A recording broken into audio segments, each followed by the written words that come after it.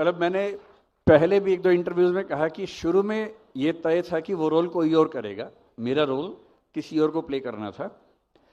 संयोग ऐसा बना कि विधु जी का आदेश हुआ कि ये रोल तुम्हें प्ले करना है। तो मैंने तो महसूस किया कि बहुत आसान है एक्टिंग, क्योंकि मैं अपने रोल प्ले कर रहा था, मुझे खुद ही होना था। स्क्रिप्ट राइटिंग में मैं शामिल था ही, अपने डायलॉग्स मैंने खुद ही लिखे थे। लिखे भी क्या थे, ऑन द स्पॉट बोले ही थे बेसिकली।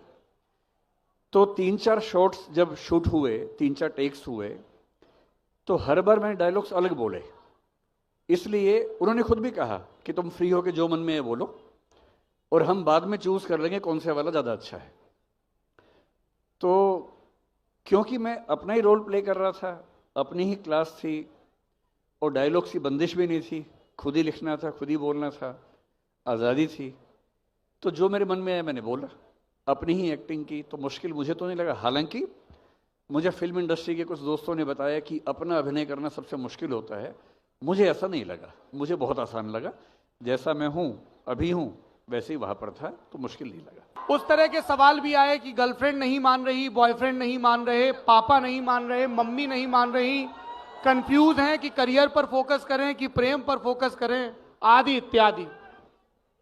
तो ये तो बहुत ही ओपन एंडेड सवाल हुआ, कोई थोड़ा स्पष्ट सवाल हो तो ज़्यादा अच्छा रहेगा। उनका यही था कि साहब दोनों चीजें एक साथ कैसे करें। घर वाले कहते हैं, टीचर कहते हैं करियर पर फोकस करो, पर जब करियर पर फोकस कर रहे हैं तब प्रेम पर भी फोकस आ रहा है, तो दोनों का संतुलन नहीं बैठ सकता क्या? अरे बालकों, तुम्हारा ही सवाल पूछ रहा हूं, ठहर जाओ। मेरी समझ ये है कि सबसे बड़ा दुर्भाग्य है कि करियर बनाने की उम्र और प्रेम करने की उम्र एक ही होती है, और ये दोनों ही चीज़ें ऐसी हैं जो पूरा फोकस मांगती हैं। तो ऐसे में आदमी कैसे बैलेंस करे, मूल समस्या तो ये है ही। लेकिन जब मुझसे बच्चे पूछते हैं, क्लास के बच्चे, कि सर ऐसी ऐसी दुविधा है, क्या करना चाहिए, और प्रेम बड़ा गहरा हो गया है, रहा नहीं जाता है, तो मैं एक ही बात कहता हूँ कि कुछ दिन फिर प्रेम कर लो। और मुझे बड़ा भरोसा है कि 20-25 दिन प्रेम करने के बाद फिर लगने लगता है कि कुछ और ही कर लेते हैं।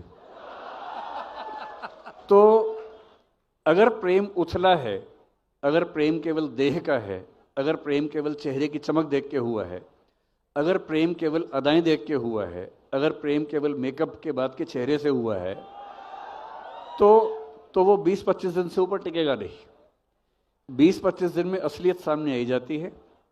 जब दो लोग बात करते हैं, उनका पूरा स्तर आमने सामने आ जाता है, वो मेकअप पीछे चला जाता है, हैसियत या औकात सामने आ जाती है, और अधिकांश मामलों में प्रेम का जो ग्राफ है वो यूं बढ़ के यूं नीचे आता है। तो जब नीचे आ गया तो मुक्त हो गए, मुक्त होकर पढ़ाई कर लो। और यदि प्रेम ऐसा मिल गया संयोग से जो मुक्त करता है, प्रेम में रहकर मुक्त करता है, तो वो आपको पढ़ने से रोकेगा नहीं, वो आपकी पढ़ाई में सहायक ही होगा। इसलिए, और मैं अक्सर कहता हूँ कि ज़िंदगी एक ही है। मैं उन बातों में बहुत कम विश्वास रखता हूँ कि बार बार जीवन मिलने वाला है। मैं ये मान के चलता हूँ, मिल जाए तो बढ़िया है, पर मैं ये मान के चलता हूँ कि जीवन एक ही है। एक ही है तो उसी को जीना है, उसी में प्रयोग करने हैं, और प्रयोग करने का मौका आए तो प्रयोग कर लेना चाहिए। बाद में पछताने से अच्छा है कि हमने प्रयोग किया, फेल हो गए, फिर प्रयोग कर लेंगे, कुछ और प्रयोग करेंगे। लेकिन प्रयोग करने से पीछे हटना कायरों की निशानी है। अच्छे जीवन जीने के लिए आपको आगे बढ़ के एक्सपेरिमेंट्स करने ही पड़ेंगे, कोई रास्ता है नहीं।